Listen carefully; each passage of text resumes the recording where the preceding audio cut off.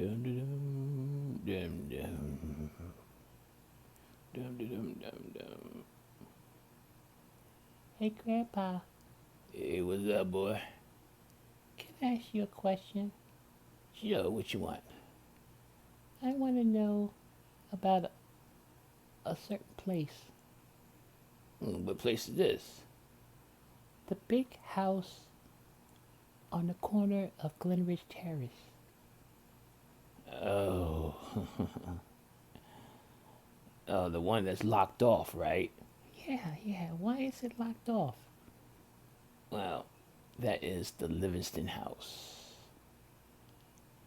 Well, Livingston House. Well, why is it blocked off? No one can get near it. Because that house is full of evil. Really? Yes. You never heard of anything? The stories? No, I never heard anything. All right. You really want to know? Yes, I would know. All right. But let me tell you something. Don't you ever, ever go near that house. Stay away from it by any means necessary. Don't do no dares. Don't do no challenges. Nothing. You stay away from the house. Yes, yeah, Grandpa. I stay away from it. All right. Now, the Livingston house is pretty old.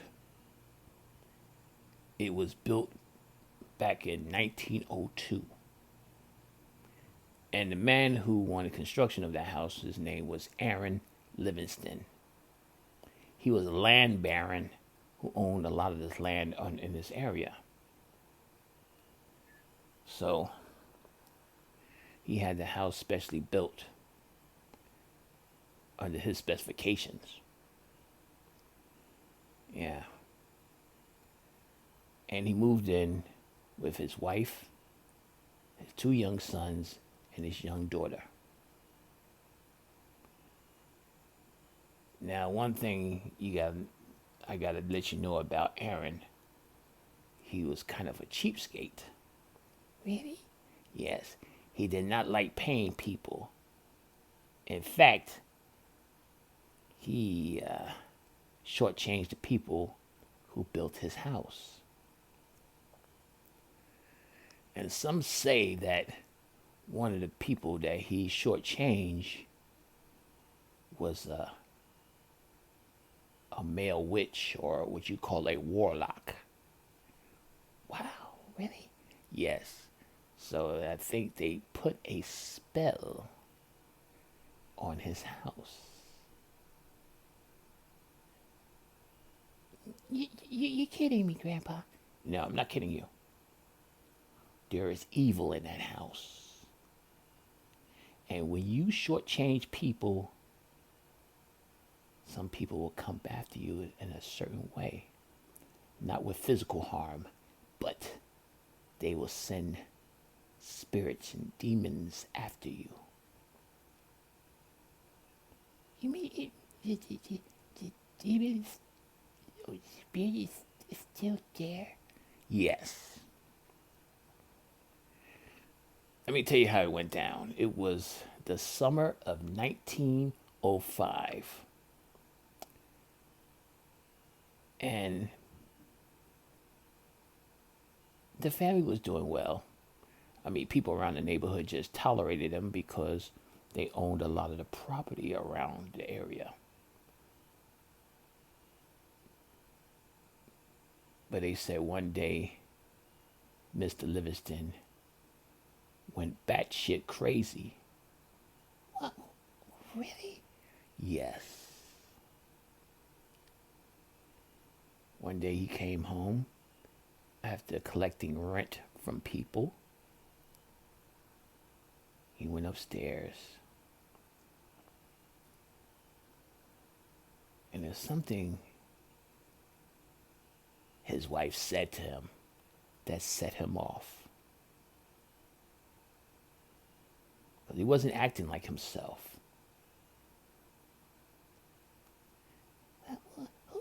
Who told you all this? My father told me this. Yeah, your great grandfather. He told me all that happened because he was working the case. Oh, your great grandpa was a police officer? Yes. So he was working the case, and he told me what the crime scene was. Wow. Come to find out, Mr. Livingston strangled his wife and took her head off. What? Yes. He had some type of butcher knife and carved her head off her body. Now the kids were asleep, and they had their own individual bedrooms. So we went one at a time. Went to the oldest boy first while he was sleeping. And he stabbed the boy several times in his sleep. Oh my God. Yes. Butchered the boy. Now, he went to the little girl's room first before he went to the last son's. And she was sleeping all peacefully.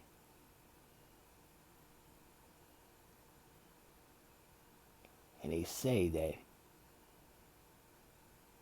he choked her to death and twisted up her body. Oh my God. Yes. Broke her back, legs, all that stuff. Twisted her like a pretzel. And then he was going to the other boy's room. But I believe they said the little boy was hiding because he went to the bathroom when all this was going on. And he heard the commotion and he started hiding. So Mr. Livingston was treating this like it was a game, searching for his son. Looking around. And he knew what type of hiding places his son likes to hide. So eventually, he grabbed his son, pulled him out of the little vent thing he was hiding in. The boy was kicking and screaming. And then the father gutted the young boy, stabbed him multiple times, left all the entrails in the hallway. Oh my God. Yes.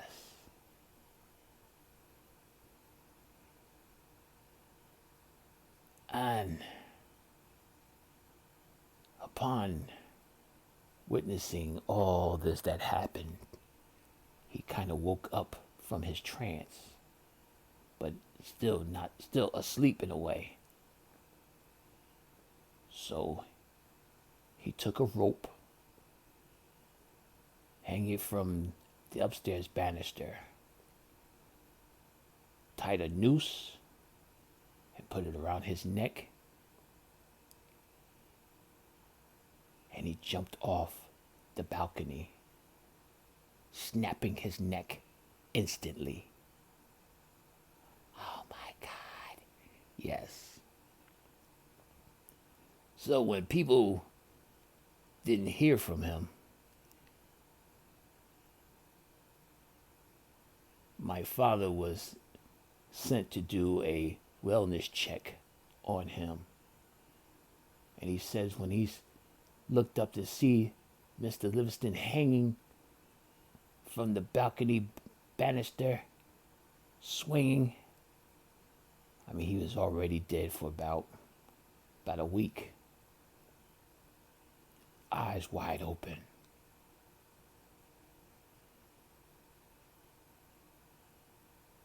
It was a disgusting sight. And then when he went upstairs and checked on everyone else, saw the wife beheaded, the one son stabbed in his bed, the little girl body strangled and bent and out of shape, and the other little boy body just destroyed with intestines and everything all spilled out on the ground. My father said he nearly threw up. So it was a big scandal throughout the town. And they wondered what possessed him to do these things. Especially when the investigation wrapped up their report. They was real thorough. Fingerprints and everything was everywhere. Knives. I mean, it was a disgusting scene. Oh my God. So they decided to, at first they wanted to try to sell the house. And they tried to sell the house. I mean, they cleaned it up pretty good, but they tried to sell the house, trying to keep everything hush-hush. They sold the house back in 1945, right after the war. You know, people coming home from the war, want to start families and want to move. And there's a GI moved in with his wife and a young family he had. And he went berserk. But he didn't get to kill his wife and his family. No, he took his own life. And they try to blame it on PTSD from the war. But no, he was talking about demons were in his head, wanting him to kill his family. So, after that, the house was known. So they sealed the house up, put a gate around it, locked it up, and no one is allowed there at all. Wow. I never knew. And now you know. I mean, some kids, you know, they throw rocks at the house and stuff like that. But I don't want you nowhere near that house. You understand me? Yeah. I understand, Grandpa. Nowhere near that house. I don't even want you stepping foot near the steps. That house is evil.